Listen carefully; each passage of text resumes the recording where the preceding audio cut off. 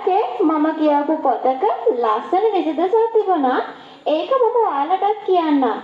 ජීවිතය යනු පෙරහැරකි. හෙමින් යන්නෝ එය වේගවත් බැවින් ඉන් බැහැර වෙති. වේගයෙන් යන්නෝ එය හෙමින් යන බැවින් ඉන් බැහැර වෙති. ඕනංගි බුදුදහමට අනුව අපි හැමෝම ජීවත් වෙන්න ඕන.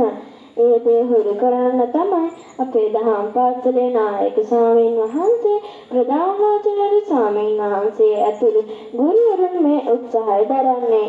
ඉතින් පුංචි අපි ගුණගරුක දරුවන් ජීවත් වෙමු. ඉතින් දැන් අපි ඊළඟ අංගයේ විදියට කතාවක් තමයි තියෙන්නේ. මේ කතාව පුංචි කතාවක් වුණාට ගන්න තියෙන ආදර්ශය ගොඩක් ලොකුයි. ඉතින් අපි අහලම බලමු සාරාංගී ඔයාලට මේ අවස්ථාව ඔයාගේ කතාව ඉදිරිපත් කරන්නට. ගෞරවනීය නායක ස්වාමීන් වහන්සේගෙන්ද ප්‍රධානාචාර්ය ස්වාමීන් වහන්සේගෙන්ද ආචාර්ය මණ්ඩලයේ ගුරු මෑණිවරුන්ගෙන්ද ගුරු පියවරුන්ගෙන්ද මාධ්‍යාපේ සහෝදර සහෝදරියන්ගෙන්ද අවසරයි. අද මම කතා කරන්න යන්නේ කොච්චර කතා කරත් ඉවර කරන්න බැරි උත්තරීතර භවයේ සංකේතය අම්මා ගැන. මම ඔයාලට පුංචි කතාවක් කියන්නම්. මම මේක සමාජ මාධ්‍යයෙන් දැකපු එකක්. ඇයි වයසක කාන්තාවක්. ඇයි දවසකට කිලෝමීටර් 20ක් දුවනවා. ඇයි එහෙම කරන්නේ?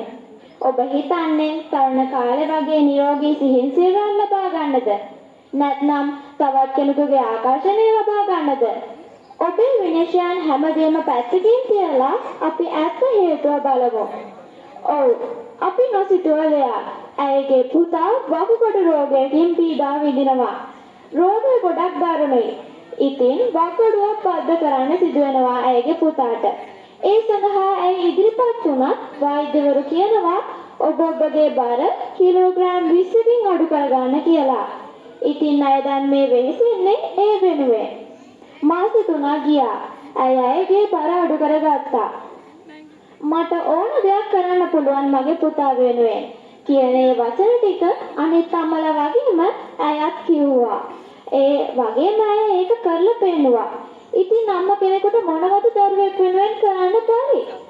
සක්වල එතෙටම ඇසෙන අනන්තයේ ඈතට දැනෙන මුළු මිහිතලේම කම්පා කරවන එකම හඬයි අම්මා. ඒ උත්තරීතර මාතෘත්වයට උපහාරයක්ම වේවා. තෙරුවන් සරණයි. ස්තුතියි සර්ය.